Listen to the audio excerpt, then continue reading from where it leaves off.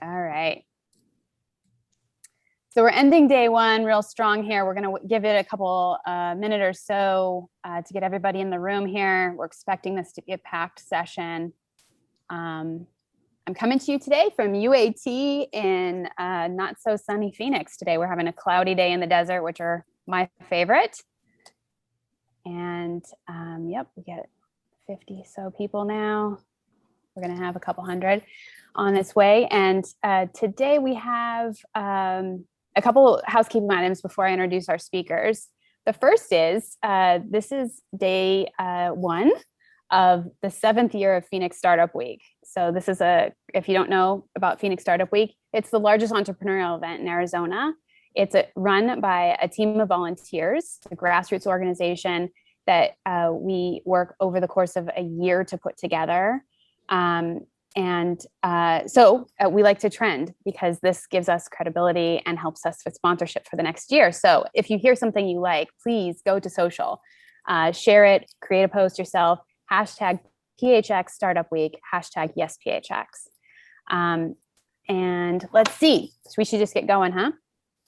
We have today Miss Aly Saxe going to moderate an interview, a fireside chat with Josh Snow, both local Phoenicians doing really amazing stuff. I'm going to go ahead and mute myself. If you guys have questions, we're going to give you lots of time to ask them. Go ahead and go into Zoom or Whova, ask your questions. I'm going to be moderating, and then about 10 minutes or so left, I'll pop back on and give them audibly to you guys. Okay? Have a bunch of fun. I can't wait for this. All right. Should we dive in, Josh? Let's do it, Aly.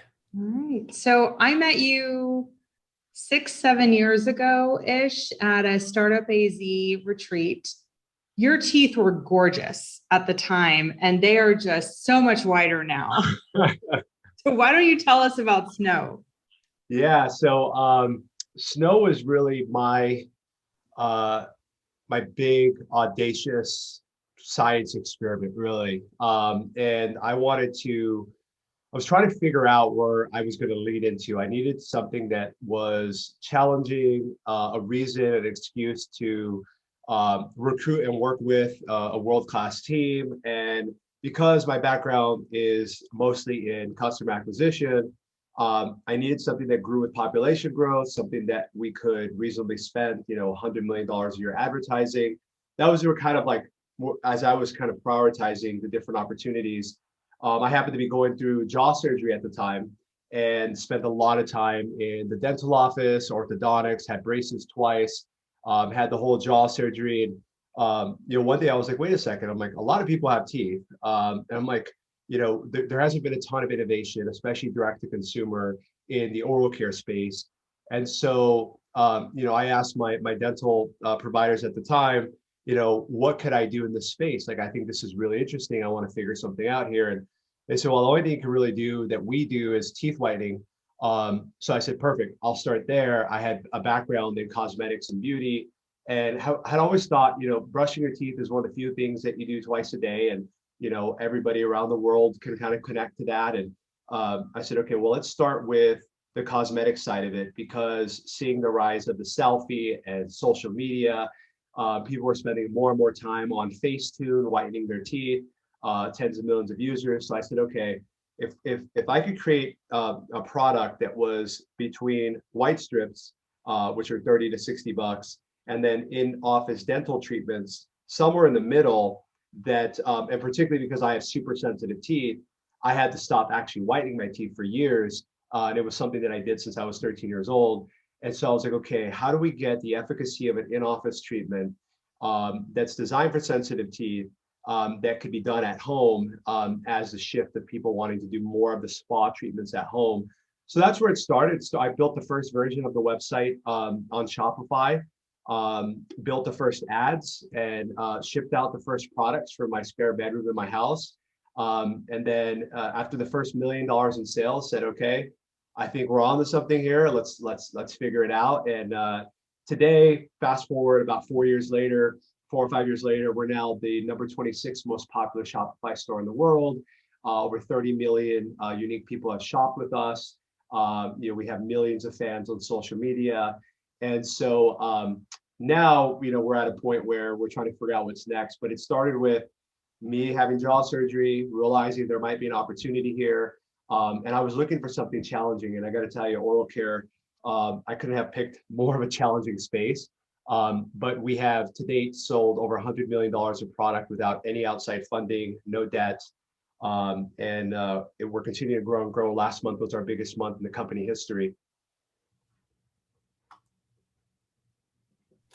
Wow. So a lot of stuff. I have a lot of questions. I think the viewers probably have a lot of questions already. So a lot to unpack here. I want to go back before snow, because this wasn't your first, second, third, fourth, or fifth venture. You have had a lot of practice leading up to this. So I imagine when you started thinking about, I need something challenging, you had those specific in mind based on past experiences. Can you give attendees an overview of your entrepreneurial history dating all the way back to, I think you were a teenager when you had your first venture? I was 13, 12 or 13 years old, and I picked up a book at the Phoenix Public Library that said how to build websites for dummies. And I read through that. And there was a program at the time where if you read a book, you take a comprehension test and you get points, and you can cash it in for like Diamondbacks tickets and stuff like that. And so I was spending time at the public library, really just to avoid kind of what was going on in my neighborhood at the time in West Phoenix. And so spent time there, got involved in that program. And I found that reading those reference books, like the For Dummies books, they were worth a lot more points than just like, regular, children's books or whatever anyone else was reading, but they're full of pictures and they're written for dummies. And so I was reading. And then I said, wait a second, I don't have a computer. I didn't have a computer at home at the time. We couldn't necessarily afford one. And I was like, well, here are the computers. Here are all the books. This seems like something I could do. And I'd always been interested, in computers. My mom brought home just a spare keyboard, literally just a keyboard by itself from her office. And I used to sit there and type because I was bored out of my mind. So I would sit there and type. I'm the youngest in my family, so nobody wanted to play with me at a certain age. So I was like, all right, I'm going to figure this thing out. And I would just type. It wasn't connected to anything, but I was always interested in computers. I didn't really have them around me growing up, but at school, I was always like really keen on it. And so I built my first website at the Phoenix Public Library. At the time, I had 1 hour a day. I had to use my library card. I get 1 hour of access to the computer.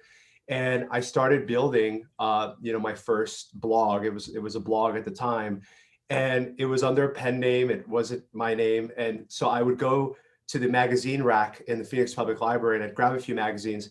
I'd read them, and then regurgitate the articles on my blog. And I tried to do it all within 1 hour. So I really had to be a fast typer, and I didn't have much time.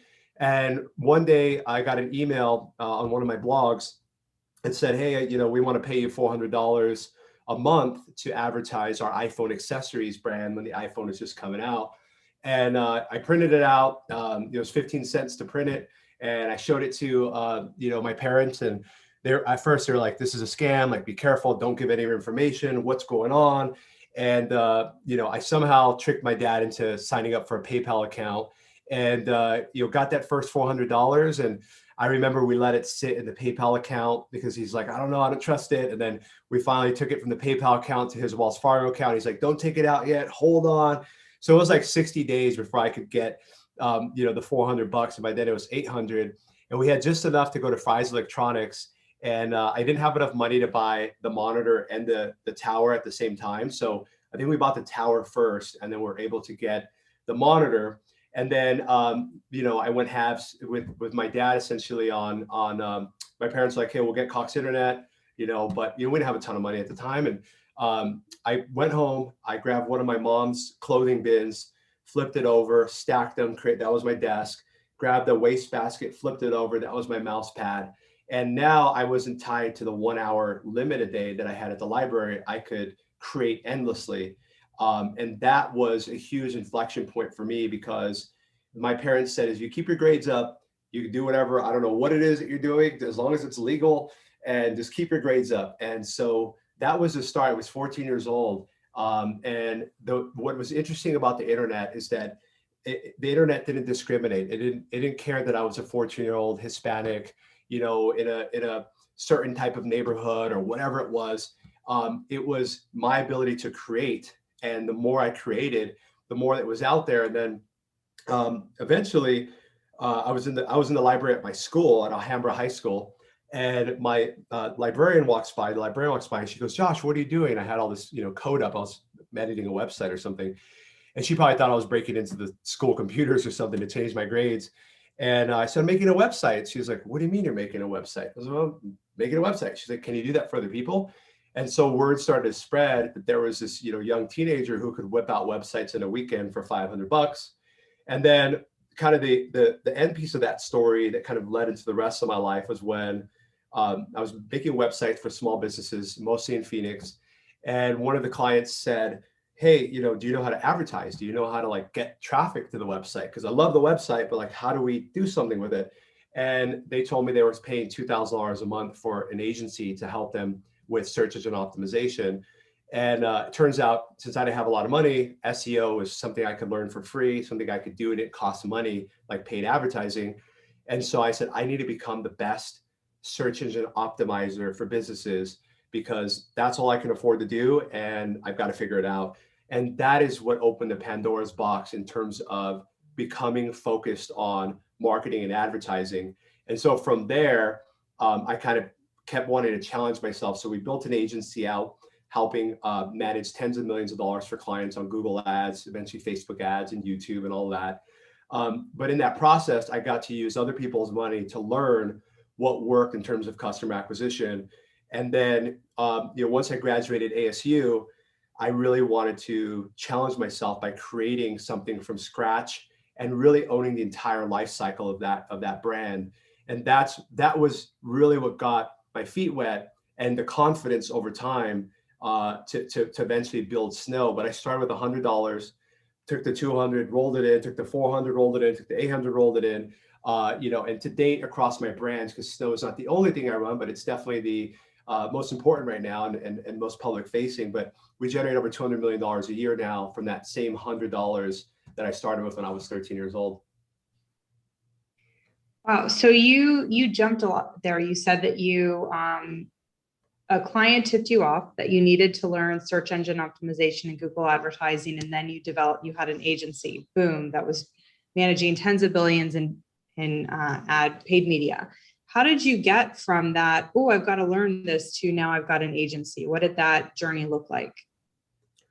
Well, it was a way for me to get paid to learn, essentially. And I realized that the diversity of the businesses, I wanted, kind of like a scientist, I wanted to test, okay, I think I figured something out with Google's algorithm. Let me see if I can apply it in a few different areas. And it really, initially, it was just word of mouth, because I was so inexpensive, and it was just me in the beginning, that word spread. And for me, I really treated every dollar like it was my own. And so like, capital efficiency and acquiring customers profitably was something that was just built into my DNA, because if I spent 100 of my own and I didn't at least get 100 back, I'm in trouble. So when I was taking on accounts, I treated the money the exact same way. And in that process, I had to hire people, but I was in high school. So I was like, I can't have an office. What do I do? So I went to Google and I said, how to hire people online. And I found freelancer.com, and I started to build my Skype groups of my employees that were all around the world. So while I was in school, they're communicating back and forth, and I could take on more client work. But I think word spread pretty quickly, because initially it was search engine optimization. It quickly moved over to paid media, and just the tools that we had built internally to help measure and track and report were really attractive, and they were super attractive to PR agencies, traditional media agencies that were getting pressure from their clients to run Google ads. This was, 12, 13 years ago. And even as close to 8 years ago, they were getting pressure from clients, but they didn't necessarily have a whole digital media team. They weren't built out to do that, but they couldn't tell the client no.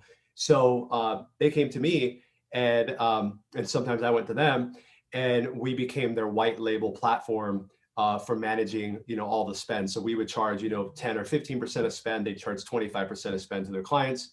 We did all of the work, all the reporting, it was all white labeled. And that's where I learned a ton, because I would not have been able to get those clients. They were, Ford, Nabisco, like big clients, and big medium businesses as well with huge budgets. I would not have gotten access if I didn't partner with those traditional media agencies. They really fed us a lot of big clients, and I learned a lot faster. But after a while, I was like, okay, love the agency business, love helping other businesses. But we started to work on side projects in between client projects. And I noticed that my team, and even myself, we were staying up in the middle of the night working on those things. We were excited about those things because we didn't have to ask for permission from our client, or we didn't have to do that. Everything is like, yes, everything was a yes, let's test it. Let's test it. And so I realized at a certain point, I go, okay, I need to get out of the agency business in order for me to take it to the next level of kind of where I wanted to go. And it was absolutely terrifying, leaving that essentially secured paycheck to go and kind of put everything that I have into building brands from scratch. But I really wanted to see if we had learned enough that we could do something from the ground up, and see how big how big could we make it if we were in charge of every aspect of it. And it's definitely not easy, but it was something that I think we were all kind of saying in the team. We were all like, we want to work on more of these, less of those. But I'm like, those pay the bills and pay our salary. That doesn't yet. So that kind of pressure to make our side projects our main projects. Once I saw the profitability growth get to a point where I was like, okay, I'm ready to do this. That's when I started the process of kind of piecemealing that business apart and selling pieces of it, sunsetting other pieces. It was not easy. It took like a year of time, but I knew that we were yearning for that next level of challenge. And what was the first product that your team brought to market and built a business around? So we had a lot of stuff we kind of threw at the wall and saw what stick, but I had a buddy of mine who was a client of ours, one of the top garage service companies in town, A1 Garage. And Tommy was a client of ours, and we were talking about selling garage door parts online. And he's like, well, there's a million plus different types of spring variations. And he was explaining why nobody sells this stuff online. So the first real one, which was about 9 or 10 years ago, was Garage Door Nation, which is still in business today. I'm no longer a partner in it.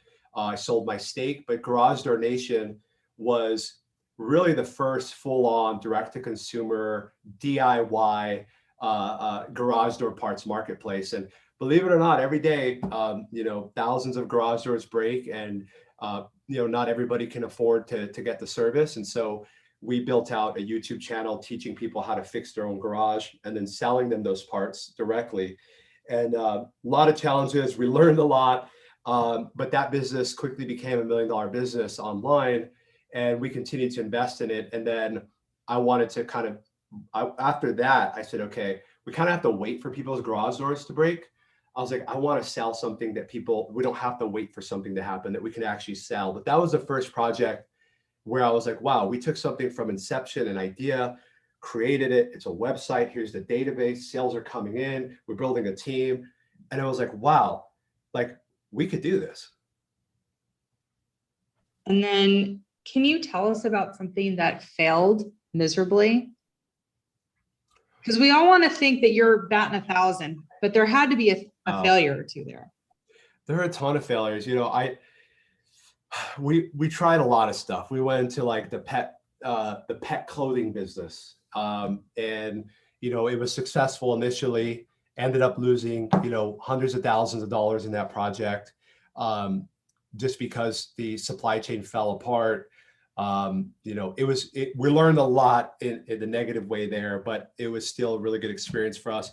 So pet projects, we lost a lot of money there. Supplement business, we lost probably close to $1 million in that one. And it's not that I never could really tie why something didn't work, except for the fact that it was either tough for us to acquire customers, tough for us to advertise. The gross margins weren't high enough at scale. We didn't really get economies of scale in that business. So as we added team members, it really swallowed up our margin. Or it was hyper competitive on an SEO standpoint. So if Google changed something overnight, it killed our business. So I've seen a lot of work and sometimes years of work in a project go down the drain in 30 days or less. And it's, obviously extremely scary. And that's why at the time I had a lot of projects at once because I didn't fully believe in myself the way I do today. I was trying to hedge my risk by having like 6 or 7 different projects, but 5 or 6 of them ended up losing a lot of money. And I kind of wish, but you don't know, you know what you know, you don't know what you don't know. I don't know if I would have done things differently, but if I would have known a little bit better which 1 or 2, I would have been able to lean in a lot more into those. Obviously, I learned that after the fact, but I've lost so much money on those other projects. And by the way, we continue to fail. 2 years ago, I spent a lot of my own money investing into Snow to create our wireless teeth whitening system. And we hired amazing engineers. We worked at it, for almost a year straight, spent a lot of money. We over-engineered it. We released it and nobody cared. And I go, okay, people don't care if it has an app. They don't care that it has an accelerometer so you can play games with your mouthpiece while you're whitening. We thought all these things were cool because we were kind of drinking our own Kool-Aid. So even inside of Snow, that was a multi-million-dollar mistake. And we just got out of that. We had to re-engineer it again, make it more simple. But even still in today's business, constantly. And I think with Snow, because of the scale, we spend $200,000 to $300,000 a day on advertising. Our learning path is expedited, but our failure path is also expedited. So we try to kind of measure out based on our experience, what's going to work, what isn't going to work. Right now, we're doing a lot of billboard, radio, podcast. It's a lot harder to track. So who knows by the end of that, whether that's a success or not. But we continue to fail on sometimes a monthly basis. But some of the big ones, the one that stands out recently with Snow was a multi-million-dollar project that we thought everybody were like, oh, let's order a ton. It's going to sell out. Like, oh, it's going to be great. And we even surveyed some of the customers and said, that would be awesome. And then we came out with it and literally nobody cared. And it was a complete wash in terms of the launch of that. But it did create the precedence for what's now our Generation 2 wireless kit, which is a lot more simple, straight to the point. Our customers want whiter teeth. They want to do it at home as fast as they can without sensitivity if possible. That's it. All the bells and whistles that we thought were important and cool, we almost bankrupted the business. Well, that's a really interesting point. A lot of founders will over-engineer, oversell, over-message because they don't want to leave any stone unturned. And to your point, they're drinking the Kool-Aid and they think, well, I think this is amazing. And if I can, do this, why not do 10 times better than that? When at the end of the day, the customer maybe doesn't want it. So what's the lesson there? Well, the lesson is don't spend so much before getting real feedback. And the best feedback you could get is your customers, who we treat as investors. If the customer is buying and they're happy seeing the reviews, I think testing a lot smaller and not drinking the Kool-Aid so deep, I've had to learn how to take a step back and say, guys, why does this matter? And like, what? And then the answer comes out. And then why does that matter? Why does that matter to our customers? And so really sounds simple, but when you're in it, you can get lost so quickly and things are so cool. And it's a private project, so nobody knows. And you spend all this time and money. I think that being a little more open and transparent with what we're doing, involving the community a lot more closely, saying, hey guys, which of these 3 features would you actually pay for? And then actually doing a pre-sale and seeing if people will actually buy it, and then refund them if we have to, just to understand real time metrics of who is willing to buy this. Some people might say, I'd buy that. Would you really though? Where's your credit card? Fill out this form and then I'll refund you after. That type of, we could have spent $5,000 on ads and seen if that stuff mattered. We were like, let's do $1.5 million and then spend 5,000 ads and find out no one cares. And I think that's the backwards way of product development is, at least in our business, we need to be focused on our customers and our community and using that to reverse engineer products they'll care about versus let's create something. I kind of went into that Steve Jobs mode where it's like, they don't know what they want until you show it to them. And I'm like, yes, we got to show it to them. And so I went down drinking that Kool-Aid. So the lesson is dial it back, really figure out what do your customers really care about, And how can you double down on those things? A lot of times it doesn't even cost money to double down on those things. They love how responsive you are on social media. How do you double down there? So there are a lot of other things you're going to spend that money and most importantly, time on. We just thought that we had the bee's knees and we are going to come out with it. Everyone's going to want it. So I think if we would have spent $5,000 on ads, we would have saved at least $1 million. That's a very humbling answer. It's the truth. It's the truth. It's not pretty, but it's the truth. They never are pretty, those stories. But thank you for sharing that. I want to leave enough time for questions. I think we're going to have a lot. So I want to ask, this is a two-parter. How many businesses have you owned or started?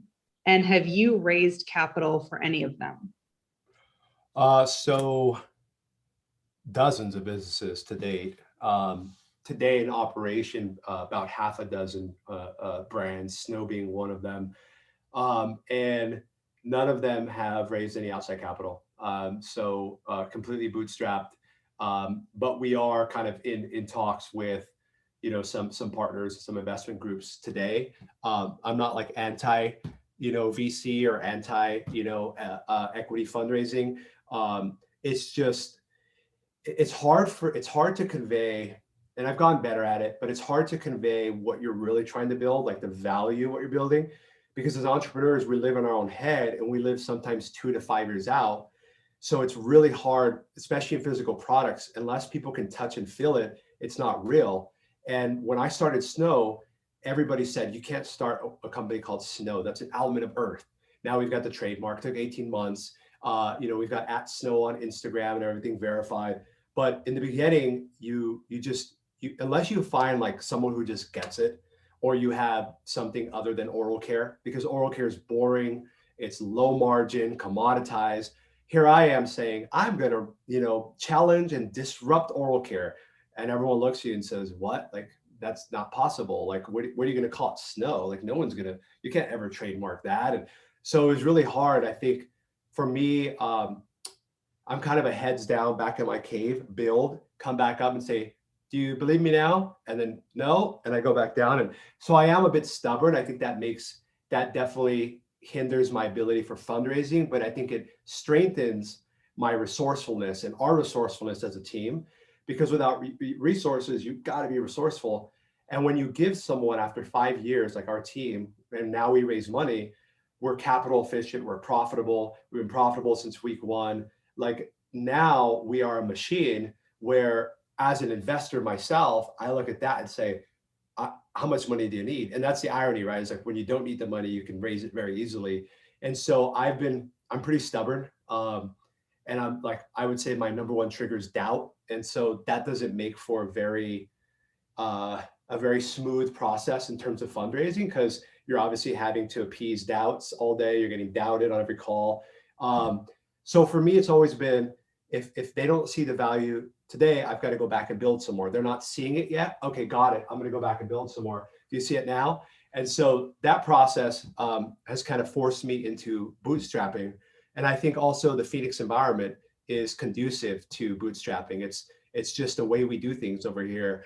And, and I got to tell you, there's no right way or wrong way. Like I'm impartial. I think just for me, I move so quickly and I want to keep moving. And if I don't feel that the value is being conveyed, I'm not doing a good enough job. And now today, people, Snow's a no-brainer. Like, oh, of course it's Snow. And like, of course you're in Target. Of course you're in Best Buy. But it's really hard. And I think I kind of waited through the phases. First, they ignore you. Then they laugh at you. Then they fight you. And then you win. And so now we're in that fight stage. And we're looking for partners who believe in what we're doing, who can see what we've done today. But I think that's the constant fight in my head is like, how do I convey the value that's about to happen 2 years from now? Obviously through forecasts and through models and all that stuff, but like what we're actually doing. And that's a little bit hard to do, right? But I think that today, as a result of not having access to capital, it's made us an incredibly strong competitor, because our competition is heavily capitalized. They have raised a lot of money. There are only a few of us, but we outsell them and we outmove product and we outrank them. And we do all of that with $0. So now we're looking at, wow, if we had 20, $30 million in the bank, no one could ever catch up to us after that, because we've built that model over 5 years. But it's not easy, right? It's tough. You gotta, move money here to move money here. And a growing e-commerce business never has money in the bank because every next purchase order is bigger. And so, it's a fragile kind of machine. And so today I run a community called Powerhouse, which is e-commerce focused. And, we help other entrepreneurs in that phase, because it's tough. Your business could grow a lot more. You don't have access to capital, and banks aren't necessarily going to send you a check tomorrow. And going through that whole process, I will tell you, I've lost at least a year in Snow specifically attempting to fundraise. It was great because I got a lot of great feedback. I recommend everybody should go out and fundraise just for the heck of it, just so that you could get beat up a little bit. And it's not fun. I'm telling you, I'm like the last one that likes to do that, but it does give you an idea of kind of where you're at and what other people are thinking and where they're poking holes at. And, they told us subscription. We now have a roaring subscription business. They told us product development. We got the best VP of product development we could. So they gave us a roadmap that was like, hey, if we were to invest in you, this is what we would expect. And I said, thank you, ran back and built it, came back and said, we actually don't need your money right now, but we can talk about it. So I think I lost a year in terms of fundraising as a solo founder, 70 Zoom calls, it's a lot. And you say the same story over and over again. But I think it was really good because it gave us face time with a lot of these investors. And after COVID, our business doubled in size.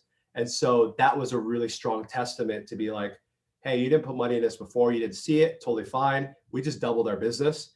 And, do you want to talk now? And they go, well, did you get this? Yep, we hired them. We did this. So it kind of, you reverse your way into an automatic yes, if you can survive long enough in business and take that constructive feedback and implement it. And that's what I had to learn. I had to take those notes, swallow my pride, and say, listen, I know that we're not where we want to be, and we want to get there. And for free, literally for free, other than my time, I got 70 different investor groups to give me feedback on what they think could enhance Snow. And today we are an incredibly, incredibly strong company, partially because of that feedback, because of those denials. I think that gave me the fuel, the ammunition, the ambition to go and implement that. And I also have a beautiful team at Snow that we're all used to being underdogs. We all have chips on our shoulders. We're all used to being told no. So we've kind of come together and we're used to that. We actually thrive off of that. And so that gave us the fuel where today, now, we have a lot of investor interest where we're at today. And so we're deciding now we get to choose. We get to choose who is the right partner for us and what does that mean? And we're not in a hurry to do so, but it didn't come free. It came with 5 years of backbreaking work and looking at the bank account and saying, how are we going to make it next month? And it's not because we weren't selling, it's because we were selling so well, we had no money in the bank account. So it was really tough, even in a high growth, profitable business, there's just not enough left over to do what you want to do. And I do wish that we had more capital in those points. We've made it, we're past it now, but golly, I would have really been, I would have really utilized, even just a little bit of capital back then. Well, I still have more questions, but I want to leave enough time for some of these attendees to pose questions too. And it looks like we're already getting some. Katie, do you want to read the questions? Yeah, let's do it. Okay. The first question is, what advice would you have for a junior developer who just started working for a local startup? Junior developer. Well, one of my favorite quotes, never let schooling interfere with education, Mark Twain. You should be gobbling up as much as you can outside of, work time, right? So whether that's taking additional courses, expanding your skill set as a developer, learning new languages, learning new applications. I particularly be looking at emerging markets, whether it's geography based or crypto, NFT, understanding that, because that's where I think a lot of the higher paying jobs are going. And also it's democratized enough that you could get together with a couple other developers and create your own crypto company or your own NFTs or whatever's out there, right? I would, if I'm a junior developer today, I'm getting my job done and pay my bills, but I'm also spending all night and every chance I have trying to see where the market is going. And maybe that's crypto. But if you could specialize in one of those areas, that's what I would say. You could go full stack, but I would pay a lot more for a crypto developer who's very specific in that area, even if that's as a hobby, than even a full stack developer if I'm a crypto company recruiting and they're recruiting left and right all over the world. So I would, my best advice, crypto, dive into it as a developer, not necessarily as an investor or anything, but as an enthusiast and as a developer, really understanding that, and then see if you can get involved in some of those projects, because then you're around like-minded people who are not okay with the status quo. Awesome. That's great. Here's another one. I bootstrapped a business in education and it's successful as much as it could be in that sector, but it's fulfilling. I'm starting a new business, but teetering between self versus raising money because of the greater potential of outside involvement. But I don't want to lose our mission to save kids in math. I'm VC shy, but I feel like it's a necessary evil. Yeah, I mean, in that scenario, either you have to step up to the plate or you have to find someone who loves doing that. There are platforms like clarity.fm where you can hop on a phone call for 15 minutes with someone who raises funds, and maybe they know somebody, or someone knows somebody who just loves to present and do that for you. And maybe it's contingency based, right? And you say, hey, I'm going to give you 2% of whatever we raise, we'll set it up. And you go at it and kind of sell this vision so you can focus on building the product. And if you can't do that and you can't step up to the plate either, then you just got to build it, and you just got to go forward with it. And eventually people will notice, right? So I think if you can't find someone, or you're not ready to step up to the plate yourself, because I get it, VC shy, like I just said, it's not the funnest thing in the world, especially when you have a mission, because unfortunately, the VCs aren't going to connect to the mission like you are. Nobody is. So it may be actually very disheartening if you go out to the VC community, because although they care about saving lives, they also care about making a lot of money. And if you can't solve that problem first, the business model, you're going to fall on deaf ears. And that's just how it is, being straightforward with it. But I would say it never hurts to get some traction. You always end up, equity is the most expensive thing you can give away, right? And you can sell. The further along you are, the more value there is to equity, and the more people will connect with what you're doing. But I would say maybe find someone who does this on clarity.fm or on LinkedIn or locally or in this group, someone who might kind of connect with what you're doing and say, I know a bunch of investors, or I'll hop on the Zoom calls. I love doing that. That's great. As an investor, what do you look for in the companies you choose to invest in? I look for tenacity. Is super important. How did you bounce back from failures? How quickly did you respond to that? I'm anti-ego, so any ego I sense, I'm out immediately. I like real data, so I like to understand. I don't care how small or how big your business is. I need a really, really good picture that I can believe in. I also need to understand your why, right? And your why might be, I want to sell for $100 million. Why is that? What does that mean? I really want to get to the nuts and bolts of why you're doing what you're doing today, because I think there's a lot of virtue signaling that can kind of cloud the judgment and kind of cloud the project. So if it's like, we want to save 1 million kids. Okay, well, what does that really mean? And like, take me a step further into how you're going to drive that impact, and how are you going to drive the impact for me as an investor, and why should I care? So really what I'm looking at is, I'm a steward of my money. It's not even my money, but I'm the steward of it today. If I'm going to, it's a finite resource, no matter how much money you have. If I'm going to kind of lease that out to you, I need to understand what you're going to do exactly with it, why you've chosen to do that. Are you raising enough money? Are you raising too little money or too much? But really for me, it's about the person, especially in a smaller stage company. I'm betting on the person more so than the project, because I've invested into people who are now on their 4th project and finally hit it big. So it's not always that first one that's going to be big. It's 1 billion people. If we just get 10% of them, I don't want to hear that. I want to hear, hey, this is probably going to fail, but here's what it means for you. Here's how I'm going to secure your capital, and here's what I'm going to do. I'd rather have a heart-to-heart real conversation with someone than kind of these like a pitch, like that. I'm not a huge fan. I'll do the pitch for 10 minutes so I can understand there's a presentation, there's a process, but I want to know who you are and why you're doing what you're doing. Why does it matter? And is that something that I could validate and justify if I were to give you? Is because it's not just my money, it's the opportunity cost for another entrepreneur that could utilize those funds. So I've got to choose the absolute best path that's going to multiply not just the money, but the impact for that entrepreneur. And sometimes you get product market founder fit, but you also need investor fit. And so that fourth tier is what I'm looking for. And sometimes that comes from going and grabbing a beer and just learning more about what's going on here. I'm going to combine the next two. What do you look for in a new hire? And what is your job interview process look like?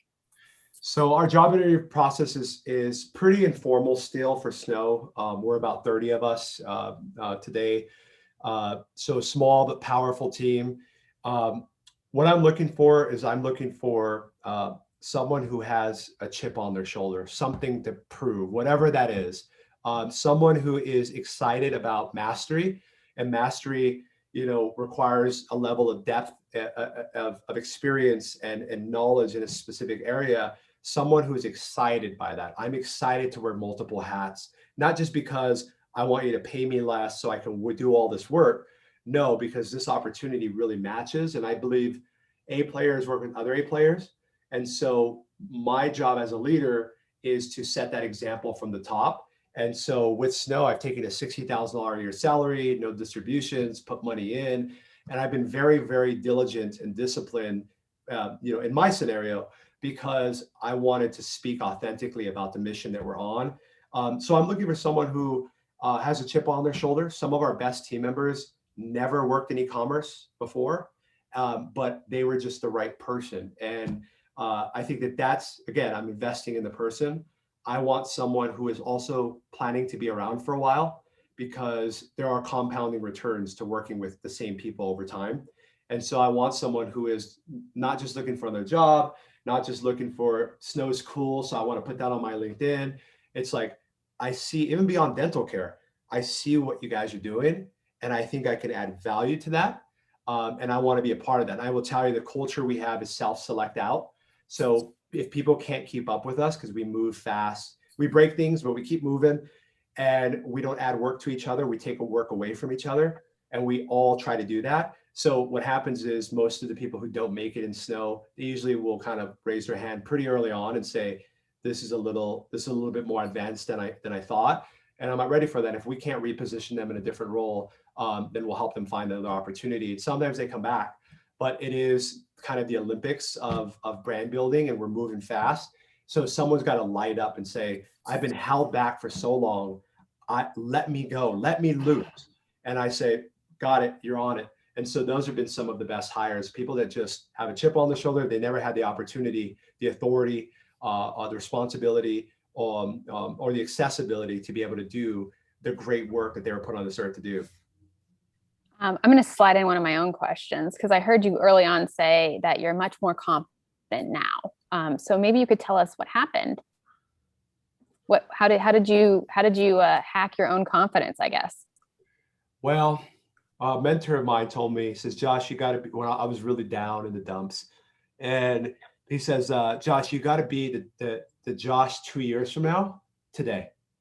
So, or it's 5 years from now, but be the Josh that you're in your head where, you've got Snow's $100 billion company, millions of followers, everybody wants to join the team, and you're responsible for an A-class team, and you're crushing it in Target and Best Buy. Just be that today, and you will attract that a lot sooner. And so that was one kind of tactic that I utilized. The other piece of it is you over time, you gain confidence, because you go, wow, nobody believed in me. I had to do it all myself, and I did it. And then I did it again. And then I did it again. And then actually people started to believe in me. But I think the clarity comes through progress. And by putting in the work, you start to build this kind of, it's honorable even to yourself. And you say, you know what, I'm willing to outwork anybody. I might not be the smartest, I might not be the richest, but I am solely focused on this mission. And it's made me more confident. I think that focus as well has made me more confident, because instead of trying to be an expert in every area, I really honed in on influencer marketing, e-commerce, CPG, really focused in that area. And then the last piece that everyone could do today is 2 years ago, I changed my name to Josh Snow on social media. And I started sharing even things that I got in trouble for sharing. I still get in trouble for sometimes for sharing stuff. But I said, I want to open source building a challenger brand, whether we fail or succeed. And I want to motivate other entrepreneurs to share their story, the good and the bad. And so I've been doing that now, and 600,000 followers later, it's created an army of people who are betting on the David versus Goliath, which is Snow. And it's made it easier for me to recruit talent. It's made it easier for me to get the word out. And it cost $0. All it was, and by the way, no one was listening in the beginning. Like I had 100 story views. So in the beginning, I was like, hey guys, here I'm working on the new product, new packaging. And I just kept doing it. And then I started to do more and more podcasts, reaching out. How can I be on more podcasts? And what that did is that one, it's like a therapy session for me, truthfully. And then two, it's the content that lives on forever, especially on YouTube. And I'm surprised still today when people send me a message, they go, oh, that podcast you did 2 years ago changed my life. I just found it today. So I've learned now by giving and sharing, people come back, and days that I feel like giving up, like it's almost like they hear me in my head. I'll get a message from someone that says, hey, that what you said or like saved my life, or really pushed me to think of things differently, or helped me save my marriage. And I'm like, what, really? That was just like a marketing tactic. Like, how did that help? And so days that I want to give up, other people tell me keep going. And I realized that I have to keep going for more than myself and for more than Snow. But by putting myself out there on social media, it's created this realm of accountability. But instead of being pressured to always show the good stuff, I realized there's a lot of power in being vulnerable. And for someone whose number one problem is asking for help, I'm really bad at doing it. By being vulnerable publicly, people want to help. So what I did is like, I don't know how to ask for help. So I'm just going to be like, here's my mess. And people are like, wait, I can help with that. I know someone for that. And so I've kind of hacked that. But over time, I've become confident, because if I just keep at it long enough and I don't give up, people will eventually notice. People will eventually see what's going on. But it's hard in the beginning days because everybody ignores you and there's no one there to talk to. But you have to treat your millionth customer or your first customer like your millionth customer. Everything needs to be that 2 years from now, today. And you need to walk in the room already having raised $20 million in your head, right? And that for me has been, I do it all the time. And it helps me kind of ease my nerves when I'm going on stage or I'm talking to investors, whatever it is. It's like, hey, everything will happen the way it's supposed to happen. Nothing's as bad as you think it is. Nothing's as good as you think it is. Everything passes. I just got to stay alive and keep chugging along. Over time, I've gained that confidence, and I'm very grateful for it. I'm still working on it. Stay alive and keep chugging. Well, that's great advice. We have a couple of specific questions, but we got to jump. Did I hear you're joining a reality show? Yeah. So I'm goingpublic.com. You guys want to check that out. It's the first series of its type distributed by Cheddar and Entrepreneur Magazine. Comes out this fall. I'm a mentor on the show. So we're taking 5 companies public on the NASDAQ stock exchange. It's the first show of its type where viewers can invest as little as $500 on their phone while they're watching the series. So they go, you know what? I like this company. I'm in for $500. And they can see, I'll fly out to New York and we're going to ring the bell and everything. And so people watching will be able to invest and actually potentially even make money or whatever that means, and see the company go through. So it's like a choose your own adventure, kind of like I've been doing with social media, except on a larger scale with great companies, great founder stories, a great suite of mentors, Jeff Hoffman from Priceline, Jamie Schmidt from Schmidt Naturals. So amazing entrepreneurs showcasing their story over a 10 episode series coming out this fall that we're really excited about. That's goingpublic.com. Awesome. Great. Thank you so much, Josh, for your time. We know obviously you're so busy, for supporting our community and for sharing your knowledge. We'll be cheering from you for sure. And I'm proud to have you in the community. Well, thank you so much for having me. And Aly, it was so good to see you after so many years. I'm here for any time. This is born and raised in Phoenix. This means a lot to me. Great. So there's a lot of questions on the platform. If you want to, I'm sure they would love to interact with you. And Okay. we'll be back in about 5 minutes to wrap up day one. Thank you, guys. Thank you, Aly. Thanks, Katie. Be well. Bye, John. Bye-bye.